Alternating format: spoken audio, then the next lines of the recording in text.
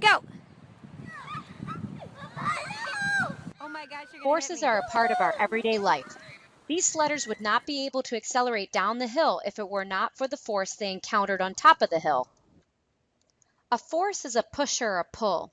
Usually there are at least two forces acting on an object at any given time. A force can change the acceleration of an object. This acceleration can be a change in the speed or the direction of the object. In the game of lacrosse, the players will use forces to accelerate the ball. They can use it to spin the ball, change the direction of the ball, or the speed of the ball. All forces act on objects. For any push to occur, something has to receive that push. You can't push nothing. The same is true for any pull. Even if I'm swiping my hand in the air, I'm still pushing on the air, and the air is actually going to be pushing back on my hand. In these two examples, your fingers are exerting forces on the books and on the computer keys. Just because a force is applied to an object doesn't mean the object has to move. For example, you're probably sitting on a chair right now.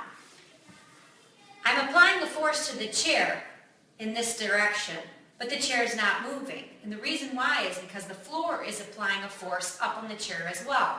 My force and the floor's force are equaling out, causing the chair not to move. Forces are often represented with vector arrows. Vector arrows tell you the magnitude and the direction of the force. For example, in this situation we have two little boys pushing on one side of the chair. If we were to add together their force, let's say they both pushed with 5 newtons, we'd have a total of 10 newtons pushing on the left side of this chair, making the chair potentially go towards the right-hand side. The arrow will tell us what direction that force is being applied. So in this case, we see that both boys are pushing towards the right-hand side. The 10 newtons tells us the magnitude of the force, or how large that force is.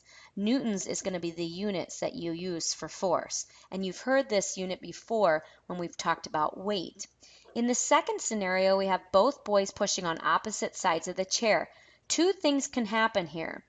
The first situation you could have is if both boys are pushing with the exact same magnitude, 5 newtons on one side and 5 newtons on the other side. You would have equal forces canceling each other out. This is called balanced forces. And if they cancel each other out, you're going to get what's called a net force of 0. 5 minus 5 is 0. Your net force will be 0 newtons, and therefore the object will not move. This is called balanced forces. Both boys are pushing on the same object. In this case, both boys are pushing on the chair. Take note of that, because when we talk about Newton's law number 3, you're going to hear about this balanced and unbalanced forces again, and I want you to make a note that both boys are pushing on the same object, causing the net force to be 0, and the object will not move. There could be a different situation that could happen.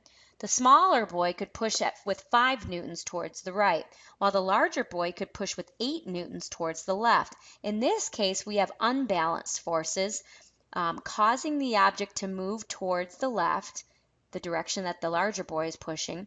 And in this case, our net force would be 3 newtons towards the left. In the last picture, you have two situations again. Both boys are pulling the chair, and one situation could be that they pull with the exact same magnitude. Both boys pull with 5 newtons of force, making their forces equal, balanced forces. The net force would be 0, and in this case, the object wouldn't move. They're both acting on the chair. They're both pulling on the same object, so the net force would be 0. Another scenario, the smaller boy could pull with 5 newtons, while the larger boy, in this case, could be pulling with 10 newtons. These are unbalanced forces. Net force would be 5 newtons. And in this case, our unbalanced forces would cause the object in question, which would be the chair, would cause the object to move towards the larger boy, since he is pulling with a greater magnitude of force. While playing pickup hockey one day, your friend hits the puck out of your reach. Rather than just waiting for the puck to slow down, you sprint over to it. You know that the puck will not stop easily. But do you know why? An unbalanced force is needed to change the speed of a moving object. So what force is going to stop that puck? Friction is going to be that force that opposes motion between two surfaces that are in contact. Friction can cause a moving object, such as a ball or a puck, to slow down and eventually stop. Friction occurs because the surface of any object is rough. Even surfaces that feel smooth are covered with microscopic hills and valleys. When two surfaces are in contact, the hills and valleys of one surface stick to the hills and valleys of the other surface, and this contact causes friction. The amount of friction between the two surfaces depends on many factors. Two factors include the force of pushing the surfaces together and the roughness of that particular surface. To show you another diagram of how friction works, take a look at this purple box. The pushing force would be the motion of the box, so I'd be pushing the box towards the right-hand side of the screen.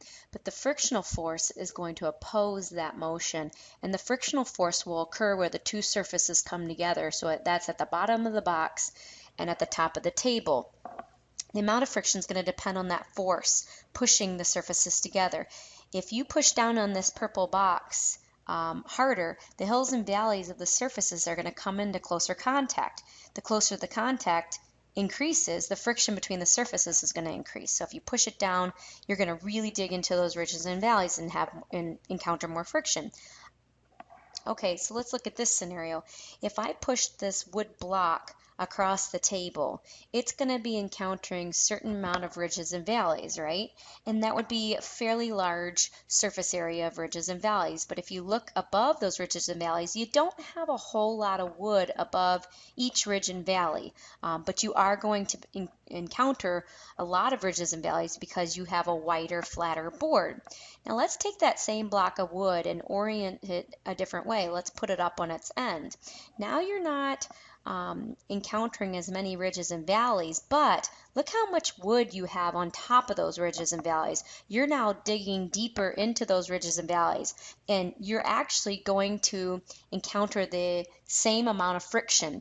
Even though your orientation is different, you are going to, cancel each other out. The first scenario, you're encountering more ridges and valleys, but less weight of the woods on top each ridge and valley. In the second scenario, you are encountering less ridges and valleys, but you are digging deeper into it. So you're actually going to have the same friction if you kind of calculate it out, which you could using things like spring scales that can measure force pulling an object across a surface, and we'll be doing that in our class.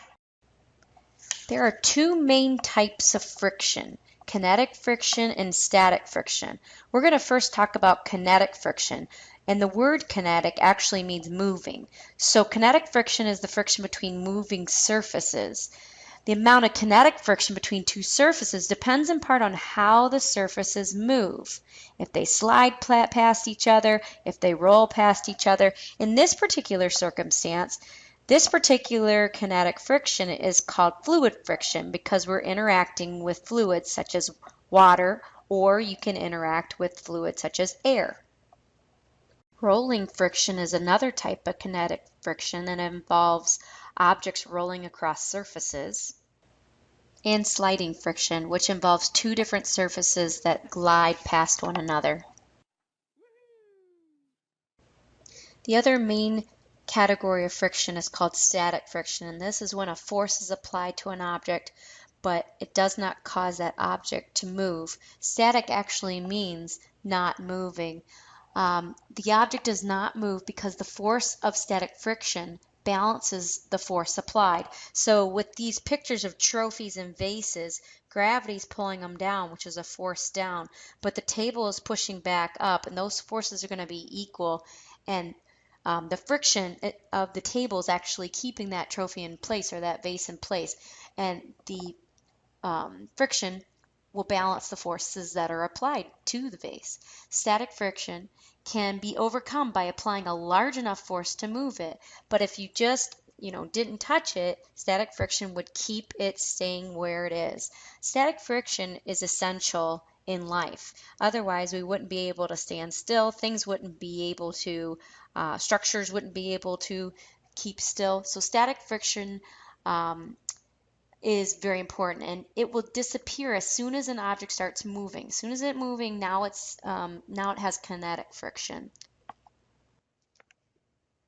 Okay, this is just a warning. Friction can be helpful or it can be harmful. So I'm going to really quick go through the pros and cons of how friction can be helpful or harmful. The pros are when you're writing on your paper with like your pencil, friction's helpful. Otherwise, we wouldn't be able to get a grip on our pencil and have our graphite hit the paper. There is friction involved in there, so that's how it's helpful.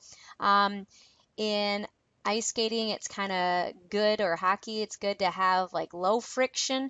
We need a little bit of friction with the ice and the blade so we can stop, but there's going to be less friction, and that's how that sport is designed.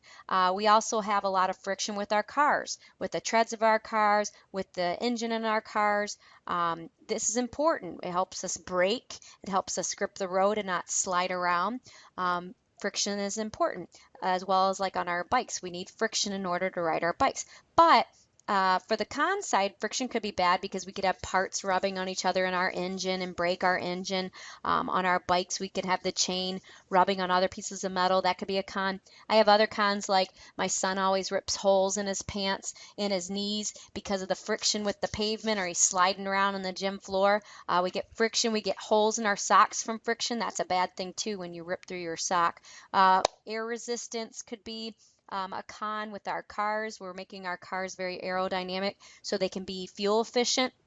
So we do things in order to help with the friction. Like we can add lubricants to help reduce friction. We can add sand to the road to increase friction.